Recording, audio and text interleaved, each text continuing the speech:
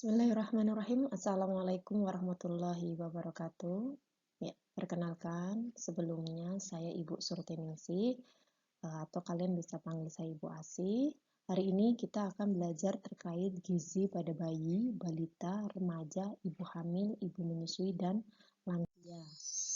Konsep gizi seimbang itu dikenal sebagai triguna makanan, yaitu sumber tenaga, sumber zat pengatur, sumber zat pembangun. Sumber tenaga yang Anda ketahui karena Anda juga sudah sering makan dari beras, tepung, umbi-umbian. Sedangkan zat pengatur itu diperoleh dari sayuran dan buah-buahan. Sedangkan zat pembangun itu diperoleh dari kacang-kacangan dan makanan hewani. Gizi seimbang itu makanan yang dikonsumsi individu dalam satu hari yang beraneka ragam.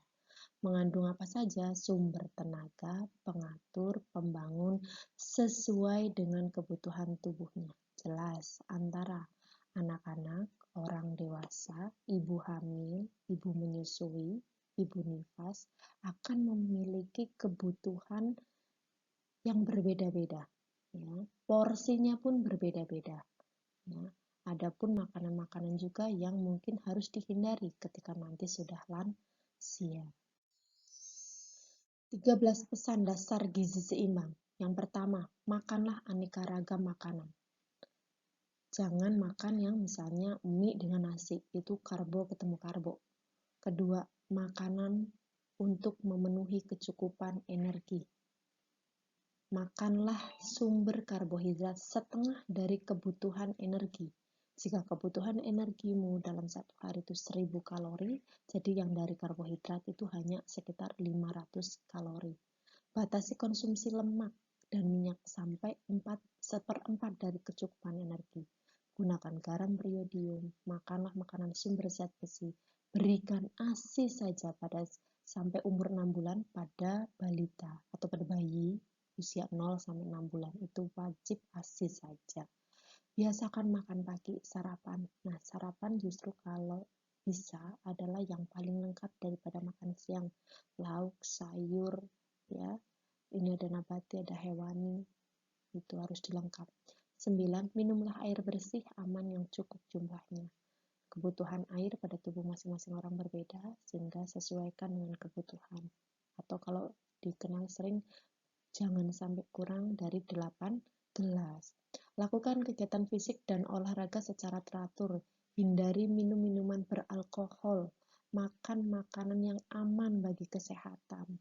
Jangan makan yang kita tidak tahu risikonya, apalagi khususnya makanan-makanan yang dilarang oleh agama, itu hindari saja, pasti ada kebaikannya. 13. Bacalah label pada makanan yang dikemas. Jadi saat ini kita bisa membeli makanan-makanan yang sudah dikemas. Harus hati-hati karena makanan yang dikemas ini lihat tanggal produksi, tanggal expired, kemudian wadahnya bagaimana keamanannya, sehingga apakah makanan itu masih dalam kondisi baik atau tidak. Setelah menjadi zat di dalam tubuh, buat apa sih makanan itu? Yang pertama, membentuk struktur tubuh. 2. Pembentukan energi. 3. Pemeliharaan, perbaikan, dan penggantian struktur sel yang rusak atau sudah tua. 4. Pembuatan molekul cadangan energi. Yang kelima, pembuatan enzim dan hormon. 6. Pembuatan antibodi untuk pertahanan tubuh. Nah, saat ini antibodi kita itu harus kuat, apalagi menghadapi begitu banyak hal khususnya terkait virus COVID-19 ini, jadi kita harus menjaga antibodi kita tetap baik. 7. Pembentukan sel reproduksi, ya. Jadi sperma, ovum itu dibutuhkan gizi yang baik. Perbanyak sel tumbuh kembang ini pada anak-anak kecil yang masa tumbuh kembang. Ini diperlukan gizi yang baik agar mereka tumbuh dan berkembang secara baik. Bukan hanya tumbuh itu terkait perbanyaknya sel yang makin tumbuh, makin membesar, makin tinggi itu tumbuh. Sedangkan berkembang itu lebih ke arah kemampuan motorik halus, membaca, menulis, aktivitas-aktivitas yang mempengaruhi perkembangan otak. Ya, ini dibutuhkan juga gizi yang baik. Yang pertama tadi kita bilang akan belajar gizi pada berbagai macam kehidupan dari pertumbuhan dan perkembangan masing-masing kita manusia. Yang pertama, gizi pada bayi dan balita. Coba perhatikan gambar di bawah ini. Ada namanya IMD. IMD itu inisiasi menyusui dini. Saat seseorang lahir ke dunia, 0 jam itu mereka harus diinisiasi menyusui dini. Lahir, jepit, potong tali pusatnya, langsung ditenggorapkan ke dada ibu untuk melakukan inisiasi menyusui dini. Kemudian yang kedua, mereka akan dilanjutkan dengan hanya ASI saja 0 sampai 6 bulan. Dan ini dibutuhkan perjuangan dari seorang ibu agar bisa melaksanakan ini. Jangan khawatir, ASI itu makanan yang luar biasa komplit dan sudah sesuai dengan tahap perkembangan anak kita. Yang ketiga, setelah anak di atas 6 bulan, berikanlah MPASI berkualitas olahan dari rumah dan kenali bahan lokal yang ada. Ya, upayakan memang kita MPASI rumahan. Ya. Kemudian 4, tetap lanjutkan ASI sampai usia 2 tahun. Artinya, ASI ini tidak putus hanya sampai 6 bulan saja, tetapi sampai 2 tahun itu tetap harus usia bayi 0 sampai 6 bulan itu wajib ASI. Pemberian ASI harus segera dilakukan setelah bayi lahir sampai 1 jam pertama. ASI pertama yang diberikan pada bayi disebut kolostrum. Kolostrum punya ciri khas warnanya, dia kekuningan. Ya, kental kekuningan, dan itu jangan dibuang. Itu mengandung banyak antibodi, antivirus, itu ada di situ, sehingga wajib diberikan. ASI itu manfaatnya banyak banget. Yang pertama, mengandung zat kekebalan tubuh, ya, menurunkan terjadinya risiko alergi, ya, menurunkan risiko gangguan pernafasan, kaya akan AA dan DHA, mengandung prebiotik alami, memiliki komposisi nutrisi yang sesuai dengan umurnya. Bayi-bayi yang diberikan ASI menjadi lebih kuat, ya, mereka tidak mengalami jarang yang obesitas pada pemberian ASI eksklusif. Ketika mereka besar tetap menyesuaikan berat badannya. Bayi yang menerima ASI memiliki risiko lebih rendah untuk memiliki penyakit jantung dan darah tinggi. Dan menurut hasil penelitian juga menurunkan risiko kanker payudara dan kanker ovarium serta osteoporosis. Apa masalah gizi yang sering terjadi pada bayi? Gagal pertumbuhan atau gangguan pertumbuhan. Kolik itu tiba-tiba bayinya menangis terus-menerus karena menahan kesakitan, nyeri perut yang hebat. 3, anemia gizi besi, konstipasi atau EE-nya keras, alergi makanan, bisa biduran, bisa dan sebagainya, atau bisa muntah, diare dan lain sebagainya. Ya, gastroesophageal reflux atau dia mengeluarkan cairan refluksnya. Diare karena laktose intoleransi, ini pada bayi-bayi yang diberikan susu tambahan, kadang-kadang ada yang tidak toleran terhadap laktose atau gula-gula yang di luar ASI. Mengapa harus diberikan MPASI sampai usia 6 bulan? Karena kebutuhan energi dan jumlah yang disediakan oleh ASI sudah mulai berkurang, makanya di atas 6 bulan disuruh diberi makanan tambahan. Problem pada balita, anemia gizi besi, karies gigi, sembelit, ini pada balita. Sedangkan pada bayi tadi ada diare, alergi, dan lain sebagainya. Sedangkan pada balita itu anemia, karies gigi, pernah lihat anak-anak yang keripis giginya, atau karies. Terus sembelit, mereka mengalami sembelit atau konstipasi juga. Keamanan pangan, keracunan logam berat, malnutrisi dengan adanya mereka stunting, atau mungkin dia gendut tapi pendek, ya, cacat lahir. Prinsip MPASI yang perlu diingat ini, prinsip waktunya tepat, sangat penting bila terlalu awal atau terlambat memberi dampak gangguan pertumbuhan. Jadi waktunya memang 6 bulan.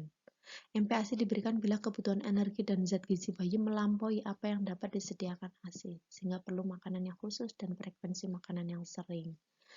Nah, ini MPASI ini diberikan kebutuhan energi. Jadi kita lihat juga kalau ada masalah-masalah pada bayi ini akan dikonsultasikan juga. Mungkin sebelum MPASI ini bisa saja ini belum 6 bulan tapi dia udah dikasih susu tambahan. Nah, hal ini biasanya dilihat dari pertumbuhan dan perkembangan, apakah memang diperlukan adanya kebutuhan nutrisi yang lain selain ASI. Tetapi perlu diketahui tetap ASI sebetulnya pada hakikatnya mencukupi kebutuhan sampai 6 bulan saja. Setelah itu harus ada ASI dan MPASI, makanan pendamping ASI. Tepat jumlahnya, jangan terlalu banyak juga. Ketika masih bayi umur 6 bulan kamu langsung kasih makan banyak, ini juga tidak diperkenankan karena nanti perutnya tidak nyaman. Ya, jadwal pemberiannya tepat, konsisten. Kalau makannya dia 3 kali pagi, siang, sore harus konsisten karena ini akan mempengaruhi pola pencernaan. Ya, kasihan kalau nanti makannya tidak tepat waktu. Sama halnya seperti orang dewasa, ketika makannya terlambat pasti akan ada rasa tidak nyaman. Nah, diupayakan bayi ini tidak ada seperti itu. Yang terakhir, yang kelima adalah aman, tersimpan di tempat yang bersih, higienis, disiapkan serta cara menyuapkan makanan dengan alat makanan yang mengenal MPASI 4 bintang. Ya, di sini ada karbohidrat, ada protein hewani, ada protein nabati, ada sayuran. Karbohidrat kalian sudah tahu, pasti ada nasi putih, nasi merah, kentang, jagung, oat, roti tawar, dan lain-lain. Sedangkan protein hewani ada ikan, ayam, daging, telur, dan lain-lain. Sedangkan protein nabati itu dari kacang-kacangan, ada tahu, tempe, kacang merah, edamame, jamur, dan lain-lain. Kemudian sedangkan sayuran, upayakan ada sayuran hijau, wortel, bayam, brokoli, labu siam, sawi, oyong, dan lain-lain. Ini jadi ketika kita membuat makanan MPASI 4 bintang harus ada 4 komponen ini. Misalnya ada nasi putih ditambah dengan ayam, misal, kemudian dikasih tempe, bayam gitu. Jadi harus proporsinya ada 4 bintang ini masuk di situ. Untuk MPASI untuk bayi, coba diperhatikan ada serealia, ini diberikan kalau bayinya kurus. Komposisinya coba dilihat, tetap ada ikan, ada sayur, ada protein hewani, nabati. Kemudian kalau MPASI ini yang berat badannya normal, ini makanan pertama yang dikenalkan adalah buah-buahan, ya. Coba diperhatikan bawahnya ada 6-7 bulan, itu porsinya sekitar 3 sendok makan atau sampai setengah mangkuk, ya, frekuensinya 2-3 kali makan, dan diselingi 1-2 kali selingan. Selingannya bisa apa saja, boleh buah juga. Ini makanannya dihaluskan dan disaring, teksturnya lumat dan kental. Kalau 8-9 bulan, porsinya bisa setengah sampai 3/4 mangkuk, frekuensinya 3-4 kali boleh makan, dan boleh juga ditambahin dengan selingan. Makanannya itu dilumat, artinya dia hanya digerus gitu ya, dihaluskan biasa tanpa disaring kembali. Kemudian untuk usia 9-12 bulan, porsinya 3/4 mangkuk atau sampai 1 mangkuk juga boleh. Frekuensinya boleh 3-4 kali. Makanannya bertekstur agak kasar, nasi yang dihaluskan sebentar saja, lauknya cincang kasar atau nasi ting, ya. Coba diperhatikan tabel ini. Tabel ini ada di sampingnya, pertama ada umur, kemudian ada awal MPASI, kemudian ada usia bayinya. Ini ada hampir sama yang tadi, saya jelaskan di depan. Ya, ada frekuensinya berapa, umurnya berapa, kemudian jumlahnya berapa, teksturnya seperti apa, banyaknya berapa, ya, itu diperhatikan. Contoh awal MPASI yaitu mulai belajar tuh, yang 6 bulan persis mau mulai belajar, itu frekuensinya 1-2 kali sehari, banyaknya itu 2-3 sendok makan setiap kali makan, teksturnya itu bubur kental pure, ya, dan seterusnya sampai akhirnya sampai usia 2 tahun, itu 24 bulan, itu 3-4 kali makan, cemilan boleh 1-2 kali, tingkatkan bertahap hingga 250 ml, dan dia udah mulai dikenalkan dengan makanan keluarga. Tapi jelas kalau anak-anak kita hindari cabai yang terlalu pedas gitu ya, hindari perasan. Mereka sudah boleh makanan keluarga seperti misalnya sop dan lain sebagainya. Gizi seimbang pada remaja. Tadi kita belajar tentang gizi pada bayi, balita, kemudian gizi pada remaja. Usia remaja itu gini, intinya remaja tidak saya akan bahas panjang kali lebar karena remaja ini banyak sekali. Sebenarnya karena ada masa perkembangan tumbuh kembang remaja dari usia 12-21 tahun. Ini panjang, seharusnya nanti ada pertemuan khusus membahas gizi tentang remaja. Jadi usia remaja itu di antara 12 sampai 12 tahun. 1 tahun, 12 sampai 15 tahun itu remaja awal, 15 sampai 18 tahun itu remaja pertengahan, dan 18 sampai 21 tahun itu remaja akhir. Jadi mungkin kalian ada yang pada tingkatan remaja akhir. Dan diketahui kalau masa ini pertumbuhan dan perkembangan cepat sekali. Ya, baik secara fisik, psikologis, dan yang paling penting adalah organ reproduksi. Karena di sini mulai ada perubahan laki-laki, perempuan itu mulai ada ciri khas masing-masing. Kebutuhan gizi remaja intinya dia membutuhkan energi, protein, vitamin, mineral dalam jumlah yang cukup untuk kebutuhan gizi sesuai dengan masa perkembangannya. Nah, lanjut yang ketiga, karena tadi saya sudah sampaikan gizi remaja itu banyak sekali, jadi bisa di pertemuan selanjutnya. Yang ketiga adalah gizi seimbang untuk ibu hamil. Perlu diperhatikan, ibu hamil itu mencukupi 2 kebutuhan manusia, yaitu ibunya dan bayi yang dikandung. Kebutuhan selama hamil bervariasi di antara individu dan dipengaruhi oleh status gizi sebelumnya. Jadi kalau orang yang gendut, awalnya gendut atau IMT-nya berlebih, jelas akan berbeda pada orang yang IMT-nya kurus atau udah normal. Ya. Dan ini juga diganggu oleh asupan lain. Misalnya lagi minum obat tambah darah, dia minum susu. Jelas ini tidak diperkenankan karena susu menghambat penyerapan zat besi. Tapi kalau minum FE terus dia minum es jeruk, itu bagus karena jeruk itu membantu penyerapan zat besi. Nah, hal-hal yang seperti ini yang suka mengganggu penyerapan. Kebutuhan zat gizi tidak konstan selama kehamilan, paling banyak pada trimester akhir. Ya, karena trimester akhir ini menyiapkan dia sampai ke lahir. Dan hebatnya lagi, bayi lahir itu dia membawa lemak subkutanus di bawah kulit untuk bertahan hidup sampai 1-3 hari. Jadi ada bayi yang tidak dibiarkan makan selama 3 hari, mereka masih bisa bertahan hidup ya, karena mereka membawa cadangan makanan. Kalori kurang lebih 15% untuk peningkatan PMR, kemudian yang protein untuk pertumbuhan janin, plasenta, cairan amnion, volume darah, asam folat mengurangi resiko natural tube defect, kemudian ancefale, jadi gangguan masalah pertumbuhan, makanan sayuran hijau, jus jeruk, asparagus, brokoli, gandum, beras, telur, ini sesuatu makanan yang mengandung asam folat. Jadi asam folat itu menyempurnakan organ-organ tubuh dan mengganggu agar pertumbuhan dan perkembangan tidak terganggu, atau kepalanya kecil, ancefale, dan sebagainya. Kemudian kalsium, pertumbuhan janin, zat besi, suplemen 30 mg dianjurkan pada trimester 2 dan 3. Apa yang mempengaruhi? Faktor yang mempengaruhi dari penyusunan ini jelas ekonomi. Kita bicara gampang ya, kita harus menyusun makanan adalah sayur, tetapi ekonomi itu yang pertama. Orang-orang kadang ekonomi segini tidak memungkinkan kita membeli lauk nabati dan hewan, jadi sangat berpengaruh sekali ekonomi. Kedua, pengaturan gizi.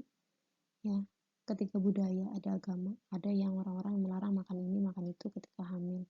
Terus ketersediaan, ya mau makan tapi tidak ada, atau kesukaan orang yang suka banget makan mie padahal itu tidak baik untuk ibu hamil, ini juga akan mempengaruhi penyusunan. Prinsip gizi pada wanita hamil, komponen pertama ada berat badan, produk kehamilan. Produk kehamilan itu apa? Janin, cairan amnion itu ketuban, plasenta. Sedangkan jaringan tubuh ibu ada darah, ada cairan ekstravaskuler, ada uterus rahim, ada payudara, dan lemak. Proporsi pertahanan berat badan itu janin sekitar 25-27%, plasenta itu 5%, cairan amnion 6%, ekspansi volume darah 10%, pertumbuhan uterus dan payudara 11%, peningkatan cairan ekstrakurikuler 13%, dan peningkatan lemak tubuh ini yang paling banyak 25-27%. Makanya kadang-kadang habis hamil jadi pada gendut ya, karena ada peningkatan tubuh. Pertambahan berat badan berdasarkan status gizi yang tadi saya bilang, orang yang body mass index-nya gendut atau dia normal atau dia obesitas itu berbeda-beda. Coba diperhatikan, orang yang normal itu boleh naik berat badannya 12,5 sampai 13 kg. Sedangkan kalau yang obesitas itu kalau bisa naiknya hanya 6 kg. Jadi berbeda antara orang yang body mass index-nya dari dia berat sebelum hamilnya normal, kurus, kemudian lebih atau disebut gendut, kemudian yang obesitas. Coba diperhatikan total kenaikan berat badannya di situ masing-masing berbeda. Faktor yang mempengaruhi gizi ibu hamil ada umur lebih muda, wanita hamil lebih banyak energi yang dibutuhkan, berat badan, suhu lingkungan, ya, ini misalnya dia panas, tempatnya dingin gitu, itu berpengaruh terhadap gizi, yang mempengaruhi gizi ibu hamil. Status kesehatan, misalnya dia mengalami gangguan pencernaan, itu juga bisa berpengaruh, atau dia mengalami mual muntah berlebihan, itu juga pengaruh. Pengetahuan gizi, ada orang yang suka masak yang terlalu matang sampai langit baru dia suka, itu juga salah satu berkaitan dengan pengetahuan. Terus kebiasaan dan pandangan wanita terhadap makanan, kadang-kadang ada orang yang menjas makanan, oh makanan itu tidak baik. Nah, ini salah satu pandangan atau kebiasaan terhadap makanan. Ada juga status ekonomi, ini yang penting banget di memproduksi hamil. Nutrisi ibu laktasi, jadi kita sudah bahas bayi, balita, remaja, kemudian ibu hamil, sekarang ibu laktasi. Ibu laktasi itu ibu menyusui, ya. Perubahan fisiologi mamai itu payudara, bertambahnya lemak pada saat hamil, persiapan tubuh ibu hamil memproduksi ASI ketika bayinya lahir. Pertumbuhan dan perkembangan payudara diproduksi hormon estrogen dan progesteron di saat remaja, menyebabkan satu keluarnya susu dan saluran terbentuk dan payudara gadis membesar. Nih, lihat. Jadi antara kebutuhan gizi remaja sampai akhirnya dia menyusui itu saling berkaitan. Karena ini terkait tadi pembentukan dan pertumbuhan. Yang tadi saya bilang remaja itu ada pertumbuhan dan perkembangan yang penting banget dipenuhi gizi-gizi yang kita konsumsi, sehingga saat dia hamil menyusui itu semua sudah ready. Coba ini perhatikan, ini adalah gambar payudara. Kamu lihat dari anatominya, itu kamu belajar coba dari itu yang gelembung-gelembung, ada alveolus, terus ada ductus, itu saluran yang mengantarkan, kemudian ini ductus, bawahnya lagi lactoferus ductus, ini yang mau menyalurkan keluar, ya. Kemudian sinus alveolar, nipple itu puting, kemudian ada areola atau ampu, areola itu yang hitam. Kita apa namanya, kalau di puting itu ada sekitar yang hitam, itu disebut areola mammae.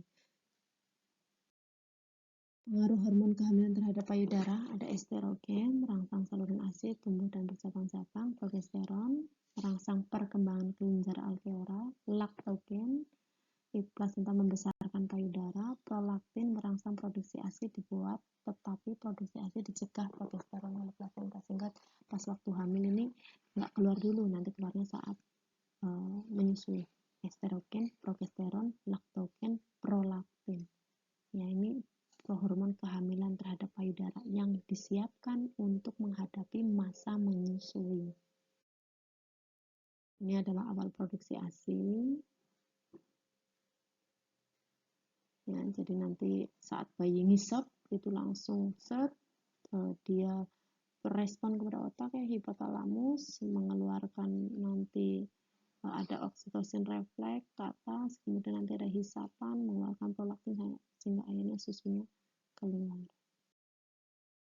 Kebutuhan nutrisi ibu sui, ada energi untuk memproduksi ASI, kemudian protein itu tambahannya coba sampai 25 gram per hari, asupan lemaknya 25-30%, energinya 100-150 kalori, proteinnya 25 gram per hari, lemaknya 25-30%.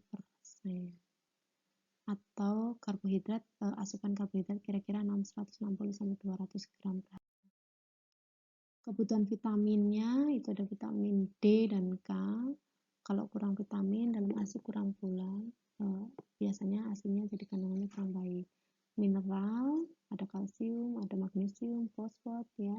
Selama belum dapat haid, kebutuhan Fe itu lebih kecil daripada ibu hamil, tapi nanti kalau sudah haid dia butuh juga cukup banyak, terkait mereka reproduksinya sudah aktif kembali, sudah menstruasi, sehingga membutuhkan Fe yang lebih banyak. Kebutuhan air bertambah banyak karena ASI itu bentuknya cair sehingga membutuhkan banyak air. Sebenarnya butek itu tidak minum kopi, ya, karena kopi bisa masuk ke dalam ASI, bayi tidak susah tidur. Yang harus bukan kopinya yang masuk ke dalam ASI, ya, tetapi kandungan di dalam kopi.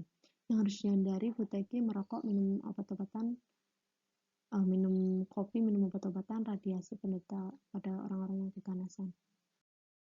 Kontraindikasi menyusui, bayi menderita gluktosemia, ibu menderita infeksi menular TBC misalnya, atau HIV, atau dia ada indikasi terhadap obat-obatan.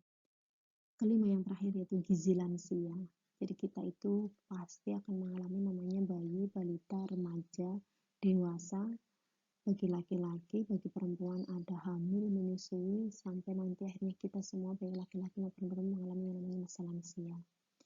Masa gizi dan penyakit utama lansia itu gizi kurang energi protein, kurang Zn, kalsium, Fe, B12, dan asam folat. Gizi lebih gendut, orang-orang yang tua udah aktivitasnya berkurang sehingga kita sering sekali ada yang mengalami obesitas. Penyakit utama juga dipengaruhi oleh gizi, makanya orang lansia banyak yang DM, hipertensi, jantung, osteoporosis ya. Karena ini berkaitan juga dengan gizi-gizi yang saat kita bayi, balita, remaja ini saling berketerusan, sehingga perlu ada penjagaan gizi dari awal.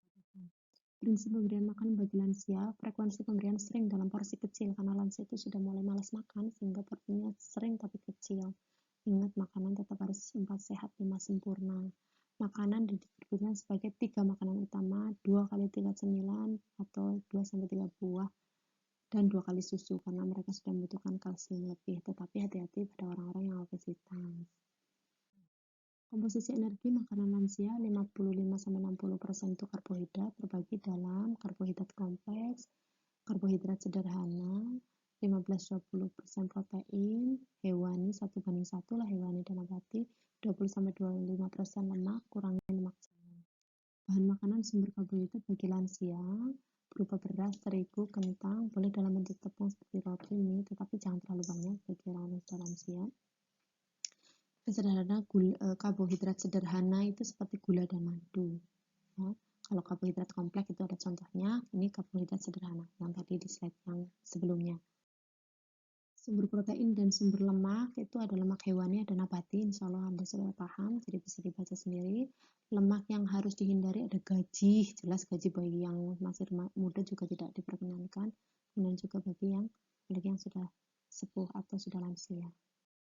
Sumber vitamin ini bisa dari sayur-sayuran dan dari mineral, dari buah-buahan.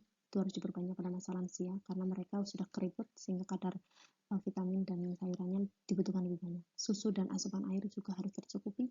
Ya, perhatikan asupan air sekitar 1.500 sampai 2.000 ml atau 8 sampai 10 gelas.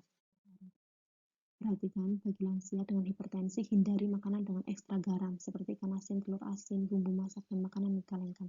Bagi lansia dengan asam urat tinggi, hati-hati dengan pemberian sayuran pucuk dan kecambah, sumber asam urat itu, ya, apalagi dan termasuk juga jeroan otak, kulit, dan sebagainya.